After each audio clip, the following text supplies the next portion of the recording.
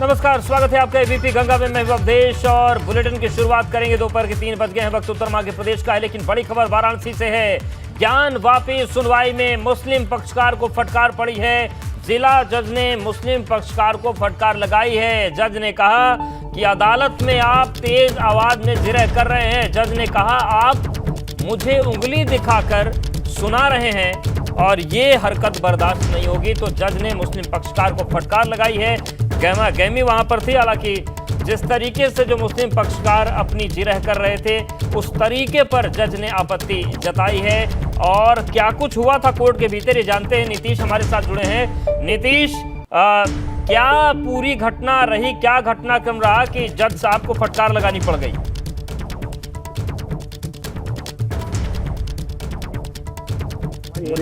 नहीं थी तो उस दौरान भी ये चीजें सामने थी कि जो अभय नाथ यादव प्रतिवादी पक्ष के जो अधिवक्ता है वो तेज आवाज में अपने पक्ष को, अपनी दलीलों को रख रहे थे। आज भी कुछ ऐसी ही स्थिति पैदा हुई और अभय नाथ यादव ने अपना पक्ष की अपनी दलीलें रखनी शुरू की। जब दलीलें वो रख रहे थे उस दौरान वो कुछ तेजी अंदाज में थे। इस दौरान उन्होंने कहीं न कहीं जो अपनी आवाज को उठाकर बात की, उसके जिस पर पहले जो वादी पक्ष है उन्होंने आपत्ति जताई और उसके बाद स्वयं जो जिला जज है उन्होंने भी आपत्ति जताई, बल्कि ये कहे कि उनको फटकार लगाई और साफ तौर पे ये कहा कि आप कोर्ट रूम में हैं, आप अपनी आवाज को धीमे करके बात कीजिए और जब आप तेज आवाज में बात कर रहे हैं तो उस दौरान आपने उंगली भी दिखाई है, तो ये तरीका ठीक नहीं है और इस तरीके को सुधार लीजिए। तो ऐसी स्थिति जब पैदा हुई तो कुछ देर के लिए वादी पक्ष भी अपना रोष प्रकट करता रहा और अब जो कोर्ट की सुनवाई है वो जारी है। जो स्थिति है वो पूरी तरह से नियंत्रण में है, सब कुछ ठीक ठाक चल रहा है, लेकिन कुछ देर के लिए गहमा गहमी का माहौल कोर्ट रूम के अंदर हो गया था। उसके बाद जो प्रतिवादी पक्ष के अधिवक्ता है अभय नाथ यादव, उन्होंने माफी मांगी और माफी मांगने के बाद आगे की प्रक्रिया की जा रही है। और बिल्कुल शुक्रिया नीतीश आपका जानकारी और अपडेट्स को देने के लिए।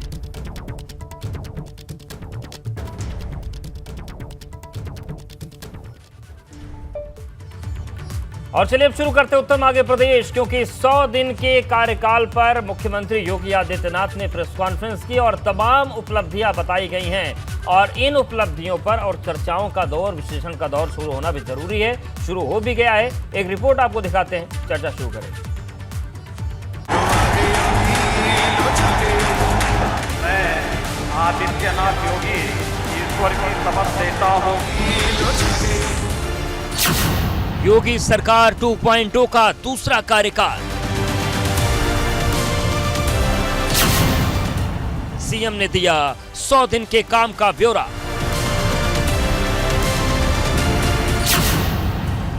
यूपी में शुरू हुई निवेश की बहार।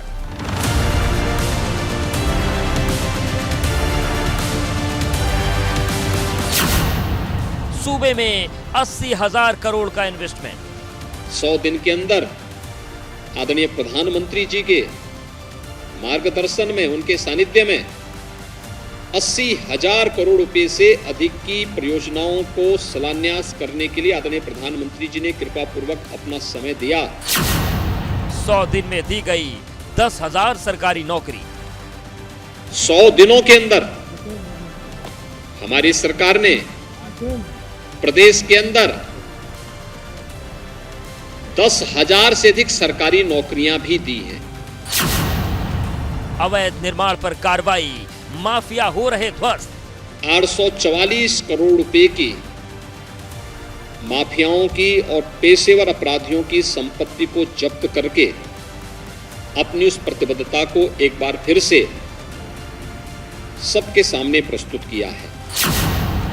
अवैध पार्किंग पर शिकंजा, बुनियादी ढांचे को बुलंदी।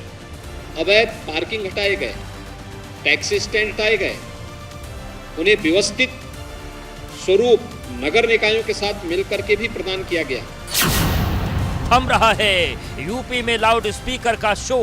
पहली बार हुआ कि धर्म स्थलों से माइक हट जाएं और अनावश्यक शोरगुल से लोगों को मुक्ति मिले।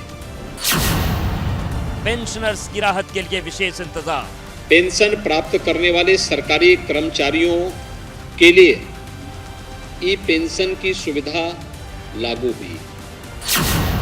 100 दिन की सरकार, सपने कितने साकार। उत्तर मांगे प्रदेश।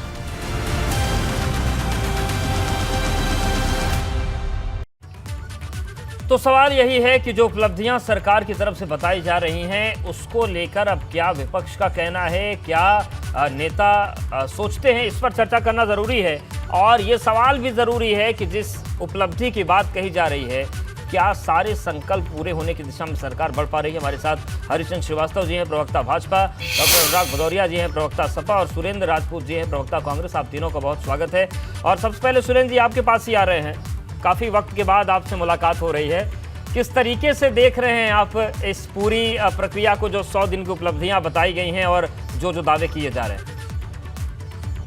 अवधेश भाई कहते हैं ना कि तुम्हारी फाइलों में गांव का मौसम गुलाबी है, मगर ये आंकड़े झूठे, ये दावे किताबी हैं। तुम्हारी मेज चांदी की, तुम्हारे जाम सोने के, मगर किसान के घर में आज भी फूटी रकाबी। आपके सामने है 10% से कम गेहूं खरीदी गई है इस बार, आपके सामने है। प्राइवेट प्लेयर्स गेहूं खरीद रहे थे तो सरकार ने कह दिया कि साहब हम इनको भी नहीं खरीदने देंगे। 2200-2300 रुपए में पहली बार किसान की गेहूं बिक रही थी, इन्होंने कहा कि ना ना ना बेचने नहीं देंगे। एक्सपोर्ट पे बैन लगा दिया, 1100-1200 पर आ गई। बेरोजगारी की जो बात करते हैं आदरणीय योगी आदित्यनाथ जी, तो मैं आपसे एक निवेदन करता हूं कि लखनऊ में काशीराम इको गार्डन है, आप वहां चले जाइए और वहां से जो आपको सूचना मिले बगैर किसी काट छांट के दे दीजिए। जो आपका क्या नाम निर्णय होगा वो मैं मानूंगा, और अगर आप कहेंगे नौकरियां मिल गई हैं तो हम मान लेंगे। कौन सी 10,000 नौकरियां मिली जरा बताएंगे, एमएसएमई का क्या हुआ जरा बताएंगे। 80,000 करोड़ की ग्राउंड ब्रेकिंग सेरेमनी कर दी, कौन सी इंडस्ट्री लगने की? 4,98,000 करोड़ की ग्राउंड ब्रेकिंग सेरेमनी करी थी 2017 में। सर, उत्तर प्रदेश में अपराध का ये हाल है कि इलाहाबाद में 2 सामूहिक हत्याकांड हुए, गोरखपुर में 1 सामूहिक हत्याकांड हुआ इस सरकार के आने के बाद। मैं पुरानी बात नहीं कर रहा हूं। इसके बाद आप आ जाइए सांप्रदायिक दंगों की आग में कानपुर जला, आपके सामने। जिस दिन प्रधानमंत्री थे वहां, जिस दिन राष्ट्रपति थे वहां उस दिन कानपुर में आग लगी। अगर ये किसी कांग्रेस शासित राज्य में होता तो ये लोग अभी तक सरकार बर्खास्त कर चुके होते। तो ये परिस्थितियां हैं उत्तर प्रदेश की। कानून व्यवस्था ध्वस्त है, अपराधी मस्त हैं। हाँ, एक काम इनका अच्छा हुआ है, उसकी मैं योगी जी को बधाई दूंगा। इन्होंने दोनों उपचुनाव छल से, कपट से, शासकीय दुरुपयोग करके, कोटेदारों का और तहसीलदारों का दुरुपयोग करके, पुलिस का दुरुपयोग करके 2 उपचुनाव जरूर जीते हैं लोकसभा के। ये इनका एकमात्र वो है, इसके अलावा कोई इनकी उपलब्धि नहीं है। ये छल कर रहे हैं, कपट कर रहे हैं। बिल्कुल। हरिचंद श्रीवास्तव, देखिए सुरेंद्र जी को आपने सुना, वो कह रहे हैं कि बस 2 उपचुनाव आपने गलत तरीके से जीत लिए, यही उपलब्धि है आपकी।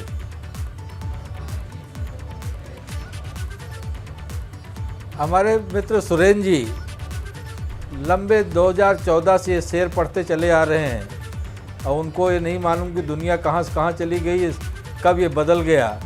और उत्तर प्रदेश के यशस्वी मुख्यमंत्री, उनके नेतृत्व में उत्तर प्रदेश में जो विकास हुआ, जो कार्य हुआ, वो अपने आप में अद्भुत है जी। और इसीलिए उत्तर प्रदेश की जनता ने अभी ये 100 दिन के कार्यकाल में जो उन्होंने उपलब्धि हासिल की और जिस तरह से जनता ने उसको सराहा, उसी का नतीजा है कि आजमगढ़ और रामपुर जो समाजवादी पार्टी का गढ़ माना जा रहा था, वो भी लोकसभा की सीटें भारतीय जनता पार्टी के खाते में आई। वहाँ भी कमल को विजयश्री प्राप्त हुई। और हमारे मित्र सुरेंद्र जी को नहीं दिखाई पड़ेगा, क्योंकि कांग्रेस के किसी मित्र को नहीं दिखाई पड़ता सकारात्मक कार्य, तो सुरेंद्र जी को कैसे दिखाई पड़ेगा? वह पार्टी के वरिष्ठ प्रवक्ता हैं कांग्रेस पार्टी के। लेकिन उत्तर प्रदेश की जनता को ये दिखाई पड़ रहा है, देश की जनता को दिखाई पड़ रहा है कि बीमारू राज्य से आज उत्तर प्रदेश अचीवर्स स्टेट की श्रेणी में आ गया है। और देश और प्रदेश की जनता को दिखाई पड़ रहा है कि आज निवेश का फेवरेट डेस्टिनेशन उत्तर प्रदेश बन रहा है। बुंदेलखंड एक्सप्रेसवे पूरा हुआ, गंगा एक्सप्रेसवे पे कार्य शुरू हुआ, जेवर एयरपोर्ट और मर्यादा पुरुषोत्तम श्री राम के श्री अयोध्या में बन रहा है एयरपोर्ट, उस पर कार्य प्रारंभ हो गया। और जो विभिन्न परियोजनाएं हैं, जो अभी ग्राउंड से ब्रेकिंग सेरेमनी हुई जिसमें माननीय प्रधानमंत्री जी ने शिरकत किया, उसमें 80,000 करोड़ से ज़्यादा के निवेश प्रस्तावों पे कार्य प्रारंभ हुआ। 3 डाटा सेंटर बन रहे हैं जिसमें 16,000 करोड़ से ज़्यादा का निवेश हो रहा है और जिससे 4,000 से ज़्यादा लोगों को रोज़गार मिलने वाला है। तो ये सारे कार्य हमारे विपक्षी दल के मित्रों को बिल्कुल कतई नहीं दिखाई पड़ते। अभी 3-4 दिन पहले माननीय मुख्यमंत्री जी ने जो शिल्पकार हैं ऐसे 1,90,000 लोगों को 16,000 करोड़ रुपए का ऋण ODOP के तहत उन्होंने देने का काम किया। तो ये जो कार्य हैं, जिस तरह से ODOP को लेकर के कार्य हो रहा है, जिस तरह से निर्यात को अगर आप देखिए, जो 88,000 करोड़ का निर्यात था वो 1,55,000 करोड़ से ज़्यादा का उत्तर प्रदेश का निर्यात हो गया। ये ODOP की चमक है जो वैश्विक अभी G7 कंट्रीज के राष्ट्राध्यक्षों के सम्मेलन में माननीय प्रधानमंत्री जी ने जिस तरह से उत्तर प्रदेश के जिलों के उत्पाद को माननीय राष्ट्राध्यक्षों को गिफ्ट के रूप में दिया, ठीक है। से उत्तर प्रदेश यानी कि आपका कहना है कि जो चमक है उत्तर प्रदेश की वो विपक्ष स्वीकार नहीं कर पा रहा है। ये बड़ी डॉक्टर अनुराग भदौरिया जी, ये बड़ी उपलब्धि है। और 12,000 करोड़ इसी 100 दिन के अंदर में 12,000 करोड़ से अधिक का गन्ना किसानों को भुगतान किया, जबकि पिछले कार्यकाल में 1,76,000 करोड़ से ज्यादा का भुगतान किया था। और 4,700 करोड़ आप लोग कह रहे हैं बेड़ा गर्क अभी हो गया। किसानों को किसान सम्मान निधि में देने का काम किया। तो हमारे जो मित्र लोग हैं, दृष्टि नकारात्मक हो गई है हारते हारते। तो इस वजह से न तो कांग्रेस को न सपा को उनको योगी सरकार की उपलब्धि दिखाई नहीं पड़ती। देखिए, भारतीय जनता पार्टी का आलम ये है कि किताबी बातें इनके पास, कागजी बातें होती है ना। जिस तरह से हमने 4.5 लाख करोड़ का इन्वेस्टमेंट समिट यहाँ कराई, कहाँ 4.5 लाख करोड़ का इन्वेस्टमेंट है बता दीजिए।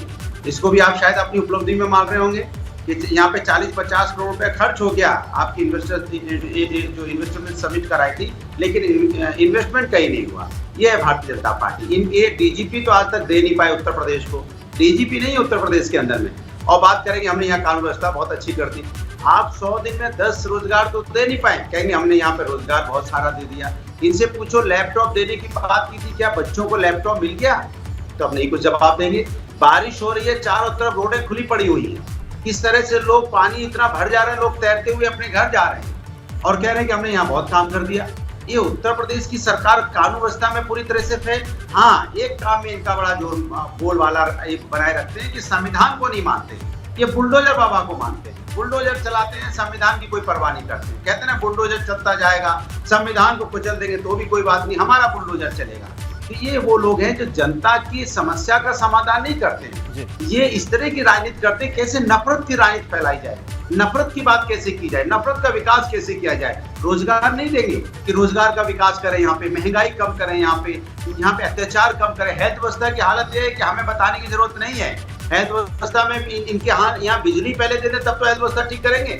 बिजली आज नहीं मिलती ठीक से, तो हेल्थ व्यवस्था क्या सुधारेंगे? और हमने इनके हेल्थ मिनिस्ट्री कह चुके हैं कि हेल्थ व्यवस्था ठीक नहीं है। तो ये बिजली व्यवस्था इनकी ठीक नहीं, हेल्थ व्यवस्था इनकी ठीक नहीं, रोडों इंफ्रास्ट्रक्चर ये बना नहीं पाए, रोजगार दे नहीं पाए, महंगाई कम कर नहीं पाए, यहाँ पे लोगों को सुरक्षा दे नहीं पाए। वही करप्शन, इसी तरह का यहाँ पे चोरी, डकैती, हत्या, लूट मार, बलात्कार, अपहरण उत्तर प्रदेश में तेजी से बढ़ा हुआ है। फिर कह रहे हैं हमने 100 दिन में उपलब्धि हासिल कर ली। तो ये जो कागजी उपलब्धि है, इसमें तो आप हासिल कर लेते, इसमें कोई दो राय नहीं, इसमें आपको महारत हासिल है कि कागजी उपलब्धि आपसे अच्छा कोई नहीं कर सकता। मैं कहता हूँ पूरे विश्व में आपसे अच्छा कागजी उपलब्धि कोई नहीं कर सकता। हिंदुस्तान की तो बात छोड़ दीजिए, विश्व का अगर आप इसका जवाब लेंगे। और सुरेंद्र जी, एक सवाल और भी है कि सरकार ये दावा करती है कि हम अंत्योदय पर काम करते हैं और उसी के तहत तहसील स्तर पर हम अग्निशमन केंद्र बनाएंगे, पेंशनर्स के लिए ई पेंशन व्यवस्था लागू करेंगे, 2.9% बेरोजगारी दर की बात कर रहे हैं। तो ये क्या तमाम चीजें वो हैं जो जमीन पर उतर नहीं पा रही, केवल कागजों पर बात हो रही है, ये कहना चाह रहे हैं आप लोग? अवधेश भाई, आप अपने दिल पे हाथ रख दीजिए, 1 मिनट के लिए भूल जाइए, 1 मिनट के लिए आप भूल जाइए। सुरेंद्र जी से पूछा, अनुराग जी आते हैं आपके पास, जवाब तो ले लीजिए। तो 1 सेकंड के लिए आप जी हरिशन जी आपके पास भी आएंगे। सुरेंद्र जी बोले, फिर आपसे जमीन पे जमीन पे भ्रष्टाचार जरूर है। हाँ, भ्रष्टाचार है जमीन पे। ये जमीन पे ये योजनाएं साकार हुई हैं और यही कारण है कि हमारे विपक्षी दल के मित्र सब कोमा में चले गए हैं। और जिस तरह से बेहोशी में विक्षिप्तता में लोग पड़ाव करते हैं, आज हमारे विपक्षी दल के मित्रों का वही आलम हो गया है। आप ये देखिए कि किसानों की खुशहाली इनको रास नहीं आती। ये अगर आप ये मेरे किसानों की खुशहाली इनको रास नहीं आती। जमीन को अगर बेची जा रही 18 करोड़ में, जमीन के मामले में अब अगर या तो यही लोग बोल रहे, बिल्कुल यही बोलते बोलते कई चुनाव में बाहर हो गए। सुरेंद्र जी से बस एक रिएक्शन ले ले, फिर आ रहे हैं आप दोनों के पास। जमीन के मामले में आप बिल्कुल फिट है। सुरेंद्र जी आप बात, ये बात सही कह रहे हैं बीजेपी प्रवक्ता। सर मैं आपको 2-3 बातें कहता हूँ। उप मुख्यमंत्री हैं हमारे, यूनिवर्सिटी के सीनियर हैं, साथी हैं, ब्रजेश पाठक जी। उन्होंने 2 जगह, एक जगह 16 करोड़ रुपए की एक्सपायरी दवाइयां पकड़ी, 16 करोड़ रुपए की। आप समझिए 16 करोड़ को आप समझते हैं, एक अस्पताल से 16 करोड़ की, अगर पूरे उत्तर प्रदेश में कर दिया जाए तो हजारों करोड़ की एक्सपायरी दवाइयां। और इसका जिम्मेवार कौन? भारतीय जनता पार्टी का प्रशासन। लाखों मौतें हुई कोरोना में, आज की डेट में दवा के अभाव में लाखों लोग मर रहे हैं उत्तर प्रदेश में, लेकिन उत्तर प्रदेश में दवाएं एक्सपायर हो रही हैं। और ये मैं नहीं कह रहा हूं, एक अस्पताल के छापे में ब्रजेश पाठक जी कह रहे हैं कि 16 करोड़ की दवाइयां एक्सपायरी मिली। 5 साल की सरकार आदरणीय हरीशचंद्र श्रीवास्तव जी की थी, किसको फांसी दी जानी चाहिए मुझे बता दीजिए। एक बात। दूसरी बात मैं आपको बताता हूं, अभी इन्होंने बड़ी बड़ी बातें करी इन्वेस्टर समिट पे। मैं हरीशचंद्र जी को चुनौती देता हूं, हमारे मित्र भी, बड़े भाई भी हैं, ये सिर्फ इतना बता दे कि 4,98,000 करोड़ के किस बैंक ने किस कंपनी को दिया है, कितने करोड़ रुपया दिया, आपके सामने नजर आ जाएगा कि साहब इसकी असलियत क्या है। कि गंगा एक्सप्रेसवे 20,000 करोड़ का है साहब, तो गंगा एक्सप्रेसवे की साहब MOU हो गई, सरकार ने सरकार से कहा कि सरकार काम करेगी। आप हो गया, कोई बात नहीं। पूर्वांचल एक्सप्रेस का, बुंदेलखंड एक्सप्रेस का, अगर इनके पैसे जोड़ करके आप 80,000 करोड़ नहीं तो 8 लाख करोड़ कर लीजिए, कौन रोक रहा है आप। दूसरी बात, आप नियुक्तियों की बात, तो नियुक्तियों की बात अवधेश भाई आप जान करके हैरान रह जाएंगे। उत्तर प्रदेश के आदरणीय योगी आदित्यनाथ जी का सरकार इकलौती सरकार ऐसी है जिसने केंद्र सरकार के लाखों पद निरस्त होने के बाद उत्तर प्रदेश में 72,000 से ज्यादा पद निरस्त कर दिए। और ये कह रहे हैं हमने रोजगार दिए। अरे रोजगार के पद आपने निरस्त कर दिए हरीश जी, अपने बच्चों के लिए रोजगार आपने आज मुहैया नहीं होगा। आप दिल पे हाथ रख के कहिए कि 72,000। अरे सुरेंद्र जी कब तक के खोखली, कब तक ये थोथी बातें करते रहेंगे? सुरेंद्र जी कब तक नकारात्मक बातें करते रहेंगे? अरे आपको एक न एक दिन सरकार की जय बोलनी ही पड़ेगी। लगातार आपको जनता नकार रही है, केवल नकारात्मक बात करने कारण। आज चाहे MSME हो, चाहे ODOP हो, आप दोनों की बात, तीनों लोग हमारे साथ मौजूद बात करेंगे। तो ये पूरा सवाल है। और जो बात सुरेंद्र जी ने उठाई है कि दवाइयां एक्सपायर होकर खराब हो रही हैं हजारों करोड़ की और रोजगार निरस्त हो रहे हैं, तो फिर ये सवाल सत्ता पक्ष से बनता है कि फिर विकास के दावों पर क्या यकीन करना इतना आसान रह जाएगा? ये सवाल तो बेहद गंभीर है, क्योंकि स्वास्थ्य हो, चाहे फिर शिक्षा हो, चाहे रोजगार हो, यही तो अहम मसले हैं जिससे जनता सीधे तौर से जुड़ती है।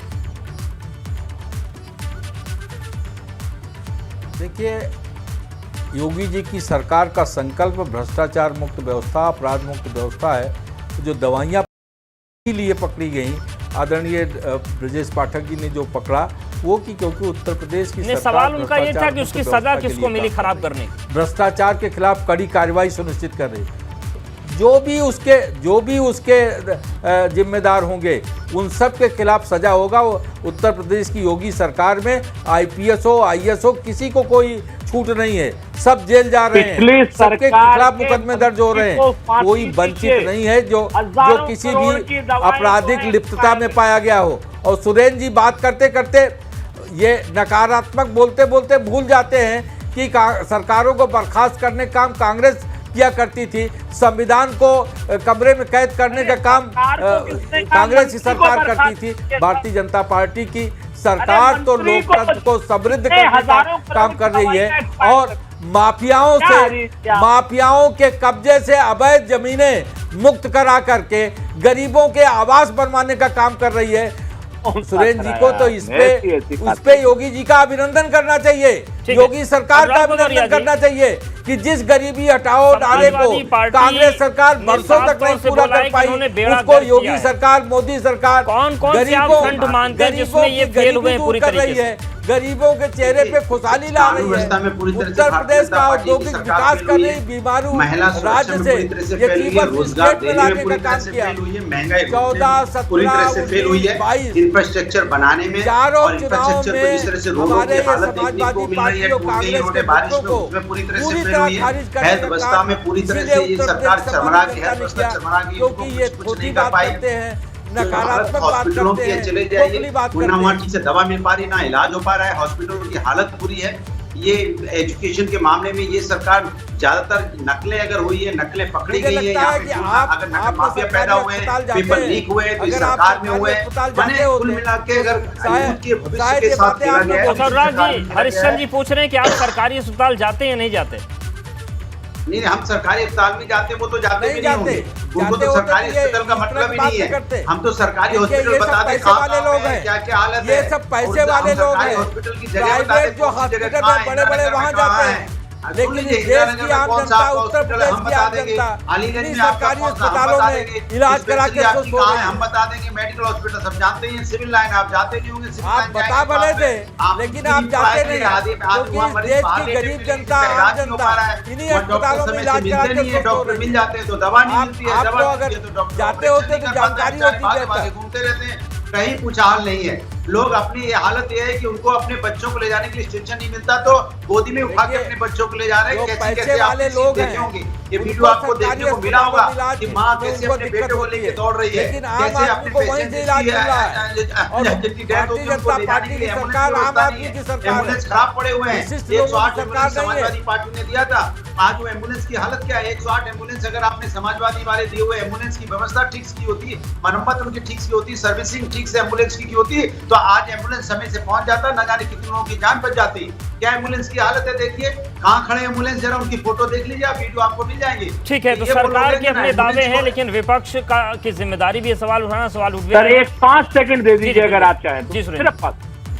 हरीश जी, एम्बुलेंसों लेकिन के विपक्ष- ड्राइवर विपक्ष की 8,000 जिम्मेदारी एम्बुलेंस के सकारात्मक ड्राइवर बात करने की है। इको गार्डन में सकारात्मक बैठे हुए आलोचना की है। हैं। आप एक बार विपक्ष कृपया जाकर के नकारात्मक उत्तर बातें मिलिए। करता है जो यहाँ मैं एम्बुलेंस की आपसे हालत जनता कर्मठ की मदद निवेदन करती कर है। रहा हूँ दे पा रहे कि हैं। एम्बुलेंस के एम्बुलेंस ड्राइवरों यहाँ की टूटे समस्या फूटे पड़े कम हैं, कर ड्राइवर दीजिए। वहाँ अपने वो रोजगार बेचारे के लिए वो परेशान भुखमरी बिल्कुल, के जो कागार समस्याएं पे हैं उन पर भी ध्यान देना और जरूरी है, लेकिन सरकार का आप- कहना है कि 100 दिन में हमने संकल्पों पर काम किया और 97 संकल्पों को शामिल किया। अब देखने वाली बात होगी कि जमीन पर कितनी चीजें उतरती हैं और क्या तस्वीर बनती है। आप सभी का बहुत शुक्रिया। और इस बीच बड़ी खबर है, ज्ञानवापी पर अगली सुनवाई 12 जुलाई को होगी। ज्ञानवापी मामले पर जिला अदालत में सुनवाई पूरी हो गई है आज की, और अगली तारीख है 12 जुलाई। 12 जुलाई को मामले में अगली सुनवाई होगी। दोनों पक्षों ने अपनी दलीलें रख दी हैं। तो कोर्ट खुलने के बाद आज एक बार फिर से सुनवाई हुई है ज्ञानवापी के मामले में। आज की सुनवाई पूरी हो गई है, दोनों पक्षों ने अपने दलील रख दी हैं, और अब अगली सुनवाई 12 जुलाई को होगी। जज ने कोर्ट में सुनवाई, जिला जज के कोर्ट में सुनवाई पूरी हो चुकी है, और 12 जुलाई को इस मामले पर अगली सुनवाई होगी, जब दोनों पक्ष अपनी दलीलें रख दी। 51 बिंदुओं पर सुनवाई की गई है।